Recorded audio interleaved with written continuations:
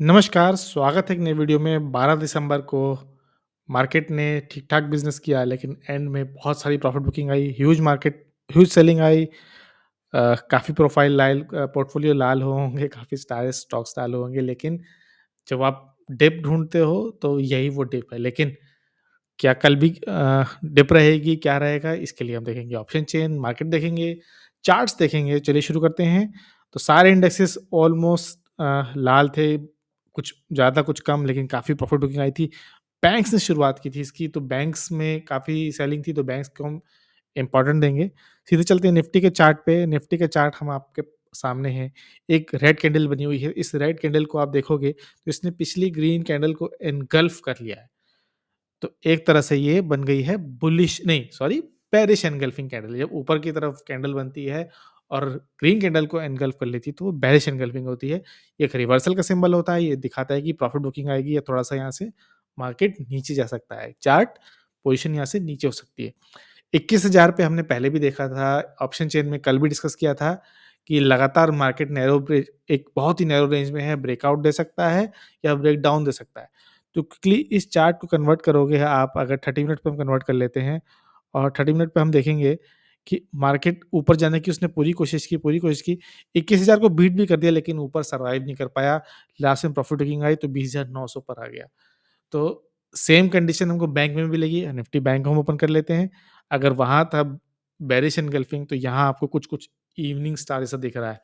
Green candle, right? Green candle के बाद आपको दिख रही है डोजी, या फिर आप कह सकते हैं छोटा-सा हैमर और उसके बाद एक रेड कैंडल।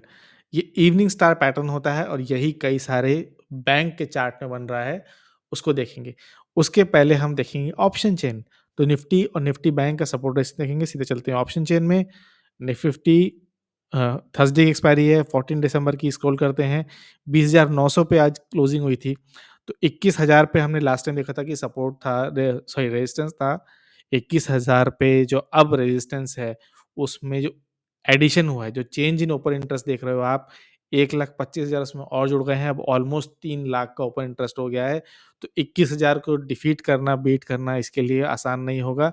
आज भी जब 21,000 पे इसने स्ट्रगल किया और पोजीशन बिल्ड हुई, जितने भी कॉल सेलर्स थे वो प्रीमियम अपनी जेब में डाल रहे हैं, उनका प्रॉफिट बनता जा रहा है। उसके ऊपर भी है, 20,050 पे है, 20,100 पर है, लेकिन 21,000 पे काफ़ी काफ़ी बड़ा रेजिस्टेंस से नीचे नहीं जाएगा। सपोर्ट साइड में देखते हो तो 21,000 का जो सपोर्ट था वो उड़ गया है। 20,900 पे सपोर्ट था, उसमें change in open interest negative में है। 25,000 पोज़ीशंस यहाँ पे कवर हुई हैं। 1,17,000 का चला गया है, जो एक टाइम 1 लाख डेढ़ मतलब 1.5 लाख के आसपास था। उसके नीचे 20,800 और 20,700 पे सपोर्ट है। तो नीचे सपोर्ट जो है वो काफ़ी बड़ा नहीं है, मेजर भी नहीं है, लेकिन ऊपर रेजिस्टेंस हमको बड़ा दिख रहा है। बैंक निफ्टी की एक्सपायरी याद रखिए वेडनेसडे को ही होती है, तो बैंक निफ्टी है 47,100 पे इसने क्लोजिंग दी है। तो देख लेते हैं कहाँ सपोर्ट है। हमने चार्ट में देखा था कि बेरिश पैटर्न्स बन रहे हैं, तो देखते हैं रेजिस्टेंस देखते हैं। तो 47,200 पे देखिए 2,07,000 का एडिशन देखिए आप, यहाँ पोजीशंस ऐड हुई हैं। 1,43,000 की पोजीशंस ऐड हुई हैं। ओपन इंटरेस्ट ऐड हुआ है, 1,27,000 का हुआ है। लगातार ऊपर पोजीशंस बिल्ड हुई हैं। तो रेजिस्टेंस 47,200 पे देखिए 2,07,000, 47,300 पे 2,40,000, 47,400 पे 2 लाख और 47,500 पे देखिए 3 लाख। तो रेजिस्टेंस ऊपर बना हुआ है, काफ़ी सॉलिड पोज़ीशंस है, तो इसको बीट करना आसान नहीं होगा। इसीलिए मैं कह रहा हूँ कि जो सपोर्ट रेजिस्टेंस है वो ऊपर की तरफ ज़्यादा है, तो नीचे की तरफ जा सकता है। सपोर्ट देखिए कहाँ पर है, 47,100 का सपोर्ट उड़ चुका है। अब 47,000 पे सपोर्ट है और 46 फिर सब 100 लेवल्स पर है, लेकिन उतना बड़ा नहीं है जितना कि रेजिस्टेंस है। तो कल नीचे की तरफ ज़रूर जाएगा, तो 47,000 के पास तो जाएगा ही जाएगा। फिर वहाँ देखना है कि 47,000 से 46,900 के पास जाता है कि नहीं। और निफ्टी बैंक जो है एक बड़ा इंडेक्स है, जब वो नीचे जाता है, तो उतनी ही सॉलिड रफ्तार से जाता है। अब बैंक निफ्टी के इम्पोर्टेंट कॉन्स्टिट्यूएंट्स है वो देख लेते हैं। निफ्टी के भी कुछ इम्पोर्टेंट कॉन्स्टिट्यूएंट्स देख लेंगे कि क्यों बेयरिश सिग्नल बन रहे हैं। अब आपके सामने एसबीआई है, एसबीआई का चार्ट हम थोड़ा-सा ज़ूम करते हैं ताकि आपको बेटर क्वालिटी मिले, देखने को मिले क्लियर। एक ग्रीन कैंडल, इन्वर्टेड हैमर या डोजी भी कह लीजिए और एक रेड कैंडल। क्या बनती है? Evening star. और एक और कहाँ बनी है? रेजिस्टेंस के पास, तो नीचे आ सकता है अगर आपने प्रॉफिट बुकिंग नहीं की, तो आपकी आपका एनालिसिस बट नीचे आने के सिम्पटम्स इसमें क्लियरली दिख रहे हैं। एचडीएफसी बैंक में देखिए ग्रीन कैंडल, यहाँ भी रेजिस्टेंस है, देखिए ये रेजिस्टेंस का लेवल है। अ, एक ग्रीन कैंडल, डोजी, एक red candle, evening star, right? Kotak Mahindra bank में देखिए एक ग्रीन कैंडल, डोजी और एक बड़ी सी रेड कैंडल। कि हमको पता है क्या होता है, ये इवनिंग स्टार एक रिवर्सल का पैटर्न है, तो थोड़ा नीचे आने के पूरे चांसेस रहेगा। Kotak bank, HDFC bank, SBI तीनों देख लिया। अब आते हैं एक्सिस बैंक। एक्सिस बैंक में ऐसा कोई सिंबल नहीं है, एक देखा जाए तो एक एक तरह से पोलियन फ्लैग पैटर्न बन रहा है, लेकिन यहाँ पर होगी एक ब्लॉक डील। लास्ट टाइम भी मैंने बोला था आप यतिन मोता को फॉलो करिए। ब्लॉक डील के जो सोर्सेज़ होते हैं, न्यूज़ होती है, इनकी जो सोर्सेज़ बेस्ड न्यूज़ होती है, वो ऑलमोस्ट 100% करेक्ट होती है। तो एक्सिस में कल ब्लॉक डील होगी, बेन कैपिटल अपना 1.1% स्टेक बेचेगा, ऑलमोस्ट 3.5 करोड़ रुपए अपने ब्लॉक डील में बचेगा। ब्लॉक डील में स जब देखिए ब्लॉक डील में जब सेल होती है ना, तो मार्केट का जो स्टॉक प्राइस है वो उतना नहीं गिरता। ब्लॉक डील के बाहर होती है तो गिरता है। क्योंकि ब्लॉक डील की विंडो अलग होती है, 8:45 से 9:15 के बीच में होती है, उसमें स्टॉक मार्केट में नहीं आते। तो अगर उसमें डील होती है तो वेल गुड। लेकिन फिर भी एक एक साइकोलॉजिकल प्रेशर ज़रूर रहता है और डिस्काउंट पे बेचते हैं, ₹1109 के प्राइस पे बेच रहे हैं 2% के डिस्काउंट पे। तो एक्सिस बैंक में भी एक नेगेटिव न्यूज़ है। हाँ, अगर आप ट्विटर पे हैं तो आप प्लीज़ मुझे फ़ॉलो करिए। मैं ओपन मार्केट में भी कुछ स्टॉक्स शेयर्स करता रहता हूँ, फ़ॉलो-अप देता रहता हूँ। जैसे हम आईआरसीटीसी को काफ़ी लॉन्ग टाइम से फ़ॉलो कर रहे हैं हम बेसिकली 30 नवंबर से फ़ॉलो कर रहे हैं, जहाँ उसने पैटर्न बनाना शुरू ही किया था। फिर हर एक स्टेप पे थे और आज तो काफ़ी ऊपर भी गया। अ लास्ट टाइम जब हमने 30 नवंबर को डिस्कस किया था वो 700 के लेवल पे था और आज देखिए 784 के लेवल पे पहुँच गया है। तो अच्छा खासा है। अगर हो सके तो प्लीज़ आप स्पीयरमैन फाइनेंस को फ़ॉलो करिए ट्विटर पर भी। तो 1100 के टारगेट पर एक्सिस बैंक है, तो एक्सिस बैंक जो इस चैनल पर आएगा, तो ये एक एक फ्रेश बाइंग हो सकती है। अगर फ्रेश बाइंग नहीं है तो एक नेगेटिव न्यूज़ तो हो ही सकती है। तो मेजर कॉन्स्टिट्यूएंट्स जो हैं निफ्टी बैंक के वो negative bearish chart symbols throw कर रहे हैं। इसके अलावा और भी कुछ हैं जैसे टाइटन है। टाइटन में भी आप देखिए टाइटन निफ्टी 50 का पार्ट है याद रखिएगा। इसमें भी आपको यहाँ पे आपको दिख रहा है ग्रीन कैंडल, डोजी और एक रेड कैंडल। ये भी एक इवनिंग स्टार है और अपने टॉप पे बना है। तो एक हल्का-सा यहाँ पे सेलिंग ज़रूर आ सकती है। तो आपको इस तरह के चार्ट्स देखने हैं, इस तरह के चार्ट्स फॉलो करने हैं। याद रखिए कोई भी वैसा रिकमेंडेशन नहीं है, सिर्फ़ एक सपोर्ट ढूँढने की कोशिश है, रेजिस्टेंस ढूँढने की कोशिश है और चार्ट्स आइडेंटिफ़ाई करने की कोशिश है ताकि उस बेसिस पे आप खुद एनालिसिस कर पाएँ क्योंकि आई एम प्रिटी श्योर कि आप एक फाइनेंशियल एडवाइज़र अफ़ोर्ड नहीं कर सकते, आपको खुद ही अपनी एनालिसिस करनी पड़ती होगी। तो आप याद रखिएगा कोई भी ऐसा रिकमेंडेशन नहीं है। तो ये तो हो गई निफ्टी की बात, बैंक निफ्टी के बाद अब कुछ स्टॉक्स देख लेते हैं। IREDA आज भी 20% का अपर सर्किट था। याद रखिए अ, खुलते ही सर्किट नहीं था, उस खुला 8-10% ऊपर और फिर आराम से 20% का सर्किट लॉक किया। पूरे दिन इसने ट्रैवल किया। अभी भी अगर आपका इंटरेस्ट है, आपका जो व्यू है वो 5 से 10 साल का हो, तो ही आप इसमें इन्वेस्ट करना वरना अब ये काफ़ी ऊपर आ गया है। अब रिज़ल्ट आएगा तभी रिज़ल्ट को बैक करना पड़ेगा, जितनी वैल्यू थी वो इसमें से जा चुकी है। सोनाटा सॉफ्टवेयर हमने लास्ट टाइम डिस्कस किया था।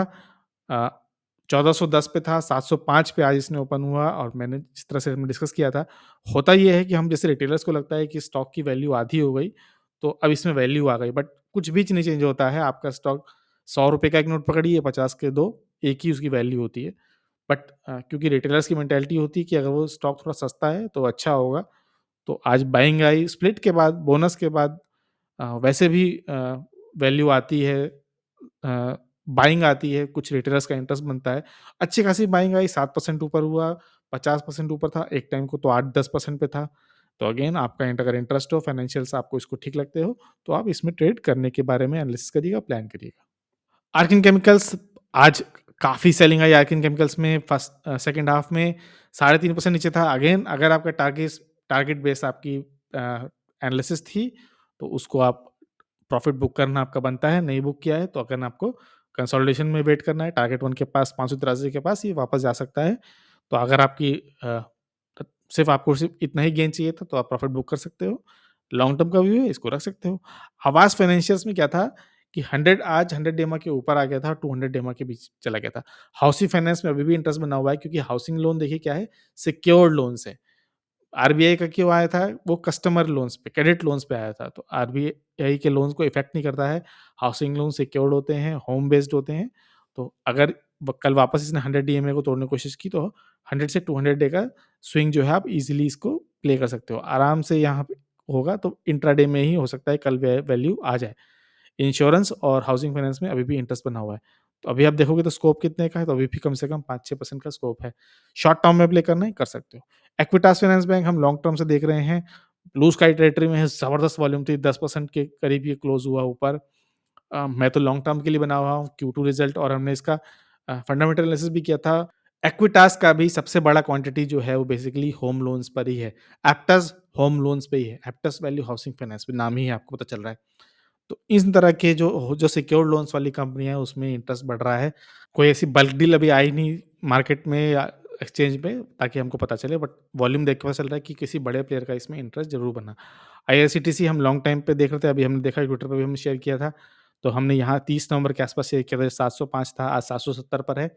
लेकिन हम इसको डेली नहीं, वीकली बेसिस पे देख रहे हैं, और हम इसके पूरे मज़े लेंगे जब तक कि अपने प्रीवियस हाई के पास नहीं जाएगा। ईपीएल यानी एसएल प्रोपैक क्या करता है ये? ये बनाता है पैकेजिंग मटेरियल्स बनाता है, टूथपेस्ट का, ब्यूटी क्रीम्स के, तो एनवायरमेंटल और रिसाइक्लेबल बनाते हैं। तो काफ़ी इंटरेस्ट है, इसने भी अच्छा ब्रेकआउट दिया है, इस तरह की फॉलोइंग ट्रेंड लाइन है। जो इसका नेक्स्ट टारगेट होगा वो किधर होगा? आप देखिए, जो नेक्स्ट टारगेट है आपका वो यहाँ मिलेगा आपको 212 के पास, और उसके बाद से 10 का नेक्स्ट टारगेट है वो हल्का-सा 222 के पास है, और फिर ये अपने बनाएगा 230-31 के पास। तो 3 लेवल पे है आपका इंटरेस्ट। आप देख सकते हो, टारगेट 1, टारगेट 2, टारगेट 3, इस पर आप देख सकते हो। इसके अलावा क्रूड के प्राइस अभी भी फॉल कर रहे हैं, तो एशियन पेंट्स हो, चाहे पिडिलिट हो, इस तरह की कंपनी देखनी है हमको। आज ऑलमोस्ट 3% का फॉल है, तो पिडिलिट हमारे चार्ट्स में पहले भी बना हुआ है। तो पिडिलिट इंडस्ट्रीज़ को हम ट्रेडिंग व्यू पे देख रहे हैं, क्योंकि अगेन ज़रा मेरी ड्राइंग सेव नहीं कर रहा फॉर सम रीज़न। तो ट्रेडिंग व्यू पे देख लेते हैं, इन्वर्टेड हेड एंड शोल्डर बना हुआ है, पहला टारगेट कहाँ है? 27-29 का है। आज अच्छा मूवमेंट था, 2.5% का मूवमेंट था। एशियन पेंट्स में आज मूवमेंट नहीं आया, लेकिन पिडिलिट में आया है, कल हो सकता है एशियन पेंट्स में भी आ जाए। तो अच्छा मूवमेंट था, अच्छा ट्रैक किया। अभी भी अगर आप स्कोप देखोगे, स्कोप की बात करोगे, इसमें अभी भी 4.5% का टारगेट 1 पर स्कोप अभी भी बना हुआ है। एशियन पेंट्स को अगर आपको देखना है, तो आप एशियन पेंट्स भी देख सकते हो। एशियन पेंट्स में भी सेम पैटर्न बना हुआ है। उसका भी टारगेट 3461 पे है। तो ये था आज का वीडियो, आज की एनालिसिस। कैसी लगी एनालिसिस, कैसे लगा वीडियो, प्लीज़ शेयर करिए। चैनल की ग्रोथ काफ़ी रुक गई है, हो सके तो थोड़ा लाइक करिए, सब्सक्राइब करिए, हेल्प करिए ग्रो करने में। अच्छे आइडियाज़ ढूँढ के लाने की कोशिश रहती है। अगर आपकी हेल्प मिलेगी तो और अच्छा वीडियो और आइडियाज़ हम ढूँढ के लाएँगे। वीडियो को देखने के लिए बहुत-बहुत धन्यवाद।